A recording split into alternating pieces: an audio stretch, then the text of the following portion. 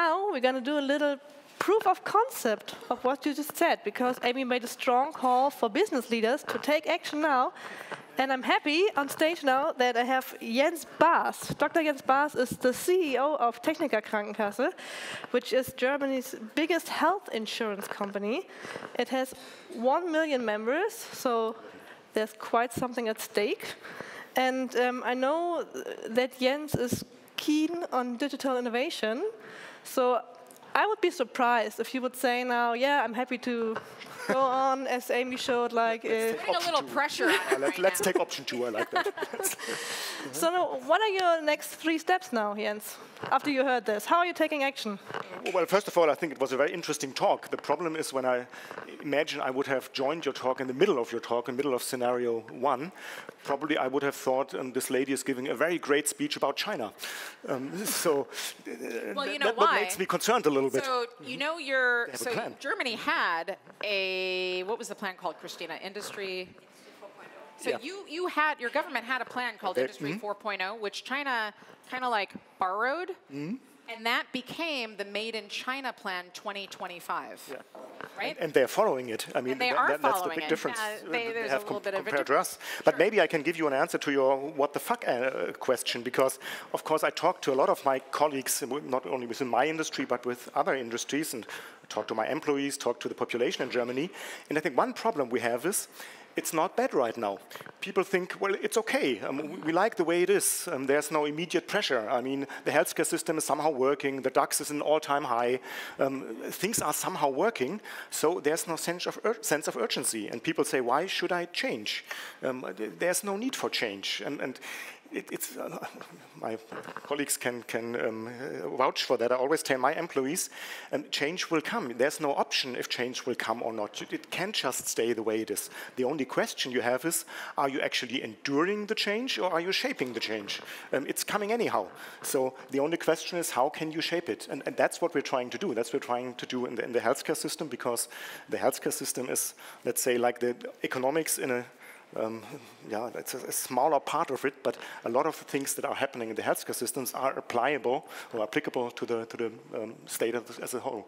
But if you have to narrow it down now to 3 things you would need right now to make this change Amy just showed us, what would you need? Just one thing: create a sense of urgency. I think that's how do you do that? That's the most important part. You have to explain to the people that there isn't the chance to just stay or leave everything as it is. That's not an option. There will be change, and we have to make clear to the population that we have to shape that future, and that we can't just endure it, and we can't just say, well, it's going to happen somehow. We need to have a clear vision. I think that's very important. You have to show the benefits to the people. You can't just say, well, everything is bad, and if we don't, something will be even better. You have to say, well, that's a positive example, and that's something that we can achieve, and if we have a brighter future, maybe we can go that way. So I think it's creating the sense of urgency and showing some kind of vision. It's not like our former Chancellor said, vision is you have to go to a doctor if you have a vision.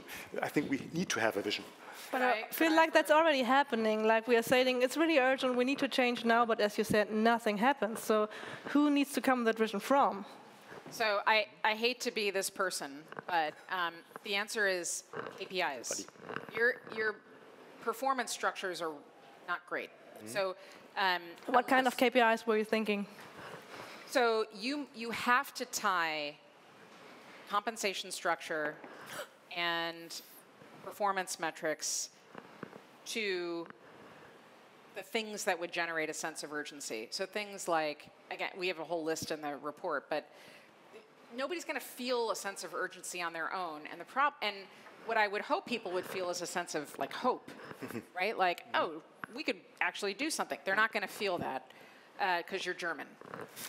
Thanks a lot. I do know you. Yeah, there's some of this. Yeah, but so fine. Then if you don't do something now, you're going to wind up with people feeling fear. All right, and that's the type of urgency that you do not want. Yep. So instead, you got to do the boring thing, which is management. You have to change the relationship that the management committee and the executive boards have with each other a little bit. You don't have to change governance structure, but you do have to tie incentives and comp and performance to all of these things, or I can assure you nothing will change. There's no need to change anything. Yep. But if we are applying that now to the healthcare system, what would these KPIs look like? Well, if you look at the KPIs we have in the healthcare system right now, it's actually dollars or euros in our case spent, and what's the outcome? And if you look at that KPI within Germany, also within Europe, we're spending a lot of money compared to other countries, but we're just getting mediocre results. If you look at life expectancy or childbirth, death rates, stuff like that, and we're always in the middle. So we need to somehow address those KPIs and saying if we invest so much money, so much resources, so much intelligence into the healthcare system, we need to get better results in terms of all those KPIs. And even there, we think, well, it's not that bad. I mean, if you go to a hospital, probably you will have a good doctor. If you go to childbirth, probably the child will survive. But if you compare it to the means we actually need to do that and our results, we are pretty bad right now. So this is healthcare adjacent. This is pharma. We do a lot of work with pharmaceuticals. There is a meeting that I was in last week with one of our clients. I found very frustrating because this company could be doing some other things to improve innovation, to do more prototyping, to do more experimentation that would eventually, they're very siloed, to join some of these silos. However, the person in charge of this particular unit, that is not what he's supposed to do. So he will not make any changes or do any of these things unless unless somebody else from leadership says, this is how you will now be, these are the KPIs that we're going to look at. So any change, he's disincentivized from taking. So that's why I'm saying, like, as leaders, you have to make decisions that you're going to do things differently and then provide incentives and instruction to the rest of the people in the organization. Mm-hmm. It's not that hard. No, it shouldn't be. I mean, let me give you a concrete example. We all know in the healthcare system, most of the cost is provided by, or is caused by chronic diseases. It's like 80% of all the cost, it's somehow related to chronic diseases. We also know that prevention is actually a very good way of preventing those chronic diseases, or at least delaying them, so the cost is in the lifetime, if your lifetime view have it, the cost is less. So why don't we use all the data we have to actually somehow get to a tailored prevention approach where we can actually give the people the kind of preventive measurement or the kind of preventive treatment they need? And right now we do it with a shotgun approach. Everybody gets everything, which is obviously too expensive and doesn't work. And in Germany, we're saying, no, we can't do that because there's the data privacy issue. And therefore, we just don't do it and we keep everything as it is. And we will only be able to change this once everybody says, well, I can't afford healthcare anymore. Then they will try to change this, but then it's too late. And then we are in your scenario too, within the year 2030 or something like that. Can I ask you a question? Sure. I don't mean to take over the phone. Now I'm in. So is there a real data privacy problem, or is it perception? Because how many of you have iPhones? So there's something called differential privacy on your iPhones, which means that the data stay local.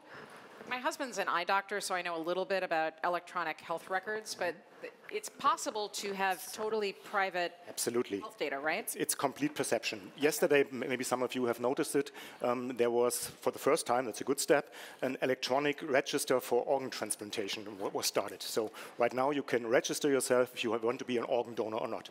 And a lot of the responses we get, I got writings and in social media, whatever, is people saying, well, is that safe? Because maybe the data is lost somehow, or maybe somebody can look into that data, so is it safe and have an electronic record?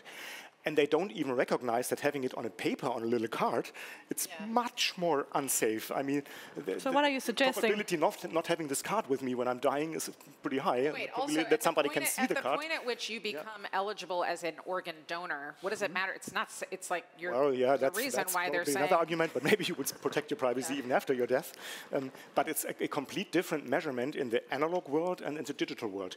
And in Germany, our approach is to say, in the digital world, it has to be 100% safe, absolutely 100% bulletproof. But why would you need to change that? Because now we are talking again, we need to change the narrative, we need to be more open, but how could you change this data thing, for example? That seems to be very important, if I got you right. I always think just do it. I'm not a big start collecting the data. In convincing people by just explaining to them. I'm a believer in just doing it.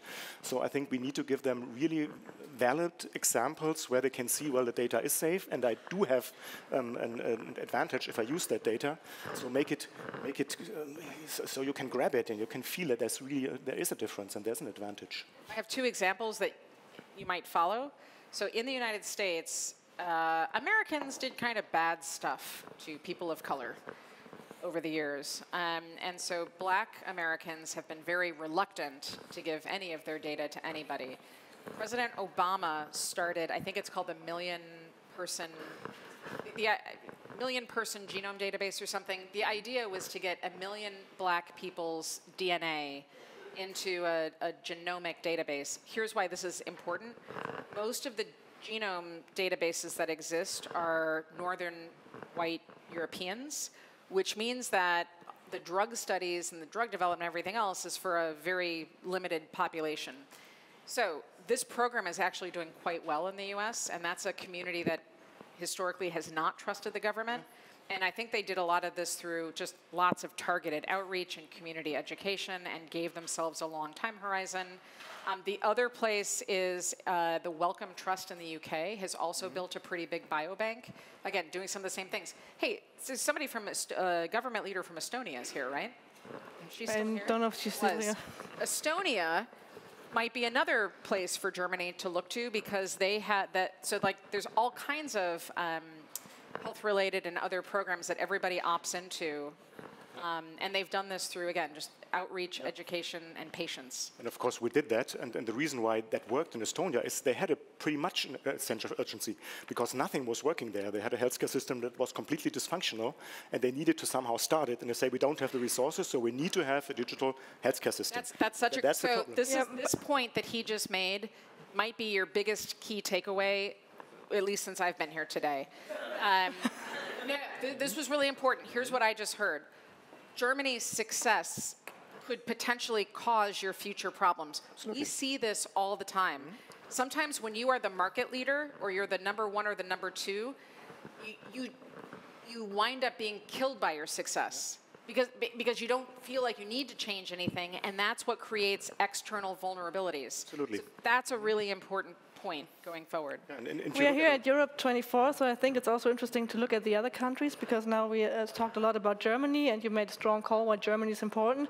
But maybe, as you already mentioned, there's stuff we can learn from the other countries, especially from the use from AI, for example, which was a strong point too. Absolutely. I mean, the prerequisite for using AI is the use of data or the allowance to use data. And a lot of other countries are much more advanced than we are in this. I just came back from the US the day before yesterday and talked to a couple of leaders there, what they are doing with AI in the healthcare system, and they're using it in a way that I can only be jealous about because they really use it for preventive diagnostics. They use it for the management of their hospital. They use it, as you already mentioned, for pharmaceutical research. So in a lot of areas, it's used where and that's our government, unfortunately, says, well, you can't do that in Germany because it's always a data privacy issue. And I don't think it's the people. I think most people in Germany actually would appreciate if that would be used, if they have some kind of confidence that it's not misused. And of course, that's fair. Look, I hate to say France. In a room full of Germans. But look, the hottest, like the new hotness in AI right now is a company called Mistral. AI. They're I would call unsecure, but they are an open source AI system that is quickly gaining global attention, lots and lots of investment. And there's a lot there that's good and bad. But the point is, it's not in Germany. It's in France. And when you have one of the hottest startups that you've got a president, Macron talks about all the time, you've got it linked, they're all over the place, that is going to start draining more talent away. I don't think look, you guys are here, which means you are thinking about the future, but you got to stop thinking, keep thinking. Don't stop thinking. So start doing. But at some point, you are going to have to take action. Or I can assure you, a decade from now, you will look back at this moment and remember us all being here and remember the crazy lady from America yelling at you and be like, shit, you know what? We should have taken some action. We're total. I'm sorry. We have destroyed your note cards. We are totally. Yeah, you totally destroyed it, but I'm over that already. In your study, you also saw, yes, it's nice to use AI, but you got to use it right. And at the moment, companies tend to use it just a little bit for boosting their processes and being a bit faster, but they have to have a broader use of AI. What could that be for the healthcare? For example. The healthcare system, it's actually pretty easy because, I mean, the human body or the human health, whatever you would say, can be somehow simulated by data. So in the near future, I think everybody will have like a digital twin, and this digital twin will be able to say, have a little bit look into your health future, and you can say, what are your personal risks? What kind of treatments will you benefit from? Will this cancer treatment or that cancer treatment be more beneficial for you? So I think this development of a digital twin that will actually be able to kind of simulate your health journey during your life. That's probably. So I come to the ER and they already know what I've got. No, but they know if you shouldn't eat this and that, you shouldn't do this and that. You should take this drug and not that drug. If you get cancer, this drug will help, probably not that drug. So there's a lot of prediction that could be made, and right now we're just afraid to do it. It's not like the science isn't there. It's just we're afraid to use it. Two things on that note. The first is my dad has Parkinson's disease, and so Parkinson's sucks. It's really bad. He's at a moment where he's having a cognitive decline. And the problem is there's a whole bunch of possible medications he could take, but they don't know which one is best. So it's just, you're right. It's like a scattershot shotgun approach. So they tried him on one medication, and it made him, and it takes time. So it made him really woozy. Now they're trying a different medication. If they had his... We don't know a lot about neurocognition, but if they had his genome and they had all of his data, they would at least have a better probability, right? Be able to narrow the window for what to do, which just improves quality of life. But on the digital twin thing, this is the second thing, I already have a decentralized digital twin. And that's because I've got this watch on. This is a Garmin. I'm an athlete. I'm a cyclist. So this thing tracks lots and lots of data to help me figure out how I'm recovering and what, I mean, tons of data. My bed is powered by artificial intelligence. So I sleep in a bed that automatically cools, measures me overnight, and raises and lowers the temperature to keep me at optimal, REM cycles and deep sleep. I'm very privileged. I can afford these things. Now I'm being the pessimistic German, but like 2 weeks ago, I had the first time I had a prescription on my health card for the first time in my life, and go to the pharmacy, and they didn't need to print out anything. They just gave me the stuff. So I thought, okay, wow, that's the new world. And now you're talking about digital twins. How far are we away from that at the moment? We're not that far away. I think it's actually, we are far away in having a perfect digital twin, but having a reasonable digital twin, we're actually not that far away. And if you think about it, what physicians, I'm a surgeon myself, so what physicians do for centuries is actually they try to find bits of data from you by doing an analysis. They're asking you things, they're trying to measure something, which is also just a small sample of all the data you provide. And as you just mentioned, we now have much more data. Even my watch is collecting a lot of data all the time. There's so much more data like genome and everything. So the kind of data that the physician uses is only broadening. It's not something completely new. He always used data. Just the data, the question I asked you. Now he's using all the data that he's actually in the world, in the digital world right now. So it's not like it's something new. It's completely broadened horizon. Could I say two quick things? I promise. One thing related to that. Which one of the two will I pick? So you might be thinking, because I talk a lot about privacy, right? I'm concerned about privacy. So there is a way, all of these things, my AI-powered bed, this watch, I have email accounts that are not linked to anything else. I don't have my real birth date in here, or my real name, or my real location. It's a complete dummy account. So it's tracking information for me that I can make use of, but it's literally gapped. So it's like not linked to anything else. And the same is true of my bed and basically everything else that I use.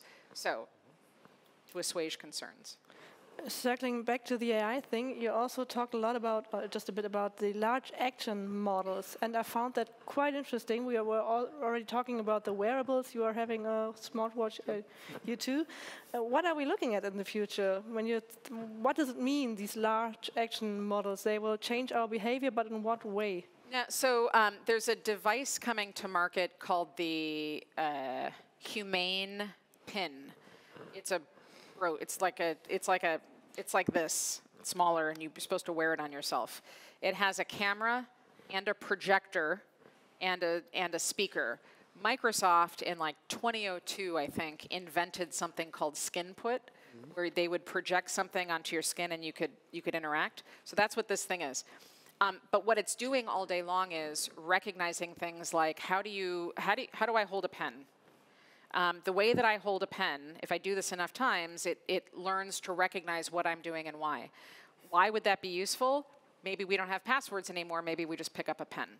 Or when you go in to do surgery, it automatically, you know what I mean, this action model sort of already knows that it's you. So part of this is about recognition. Part of it is about automation. And also, the multiple wearable devices that are coming because in order for AI to start doing really, really interesting things, we need different data inputs.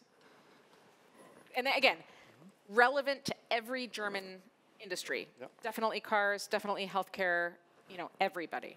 And that's going to be the next step, getting real-world data, not just data from the internet or data that's somehow published, but getting real-world data. And especially for the health sector, of course, that's incredibly important because you're interacting in the real world and you need that kind of data.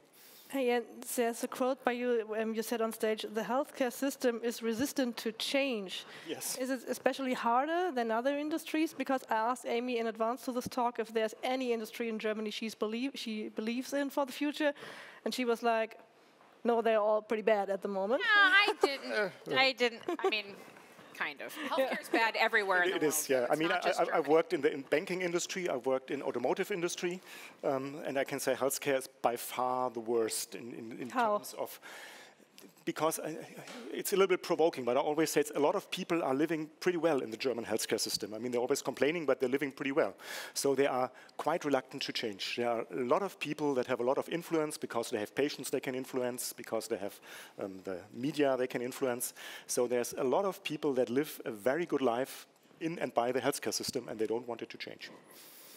And you said not every look, healthcare everywhere is it's very rigid, and it should be because you don't want to change policies and procedures over, right? But you again, there are new things happening. Magic Leap, the failed goggles that everybody made fun of, for those of you who are aware of that, has relaunched itself, and it's now like the medical metaverse, where it will help, you know, perform surgery and things like that. So everything is evolving. I think I'm not down on every German industry, obviously. The reason that I'm here is because I believe in you. I want you to believe in you. I flew in this morning. I leave tomorrow. I'm like here for 24 hours because I think that there is great possibility. I just wish you also saw that and then did something about it.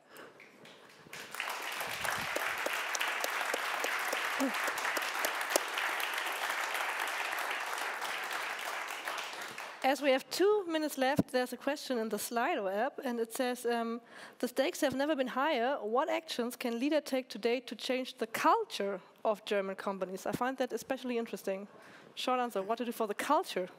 Well, that's actually the hardest thing you have to do. I'm trying to do that with my company for the last 12 years, getting them out of their comfort zone, saying, well, you're not in your comfort zone anymore, we need to change. And there's no one recipe where you can say that's the magic bullet, if you do that, it's going to change. It's an ongoing process, and I think the most important thing is everybody has to do it. You can't just say it's difficult and it's going to take time, so I don't do it. You have to do it. And it's cumbersome, it's painful, and it takes time, but you have to do it. I am completely unqualified to comment on German culture and companies because I've never worked inside and I'm not German. But I will tell you, in every company that I've seen that weathers these storms and is always positioned to succeed, the reason is because of leadership. People who lead by example and they clearly communicate their vision, those companies tend to do pretty well. The other question is about where you get your data from, but I think you can talk about that later, maybe. Yeah, Go to Christina. actually, you can find it's Everywhere. all in the report. There's like 15 pages about all of that. But at the end, I'd like you two to switch roles. Imagine now you're Jens, you have this, you're the CEO of a health insurance company. What would your next steps be? I think my next step would be, don't hate me for saying this, I would try to build consensus with all the other healthcare companies and put together a shared data service and create an IP-free infrastructure. I know this is all bad stuff, but create a shared repository with a single interface and non-competitive electronic health records with standardized data, so everybody benefits. It's the second thing we already have, so that's okay. Or we're starting to have. And Jens, you're Amy, and you're forecasting the future. What do you think, what should the next steps be to have this wake-up call be known by everybody that something really happens? Obviously, what Amy's already doing, trying to make that model public and saying there's really a sense of urgency and trying to wake people up and say, well, we have this model, and this model is very plausible. As you said, it's not just imagination, it's mathematics behind it, so it's a very plausible model and try to convince people that there really is urgency and yet that we are on a declining slope and we need to somehow leave that slope. So I think there's still hope for us, if I got you right, both? There is nothing, I have nothing Always but hope. hope for you. I just don't, you guys are German, so you're going to, everything that I said You need to say it once or twice to you know. believe it. No, I have nothing but hope, but I'm tired of, you guys got to take action. Like, that's all. Yep. Just do it. So thank you very much.